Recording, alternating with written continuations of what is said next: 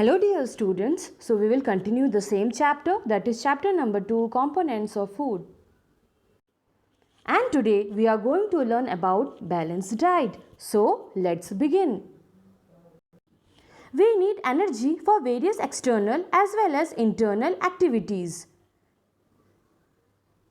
We also need nutrients for growth and maintenance of the body. All these are obtained from food.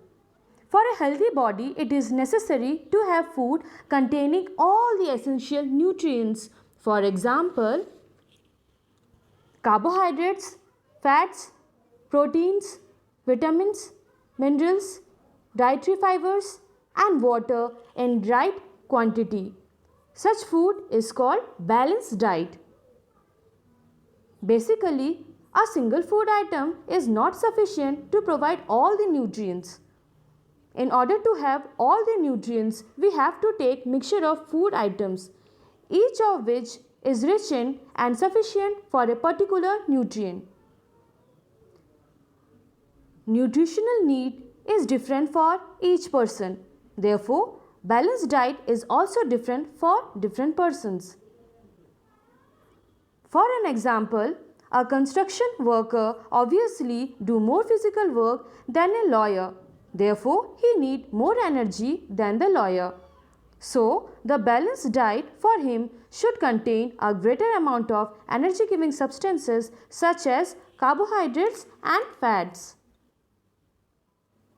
Even the definition of balanced diet changes with our age.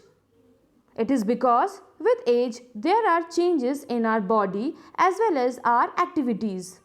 The diet must be supportive to these changes. So, one must consume appropriate diet, that is balanced diet required at that age.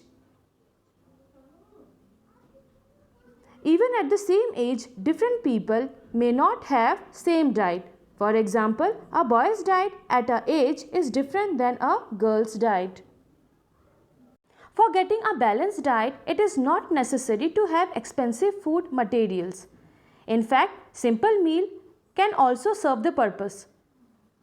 For example, mixture of cereals, mixture of rice with bajra, jowar and ragi, use of sprouted seeds, use of fruits like banana, guava, apple, plenty of green vegetables, fermented food like idli are also cost effective and good for health.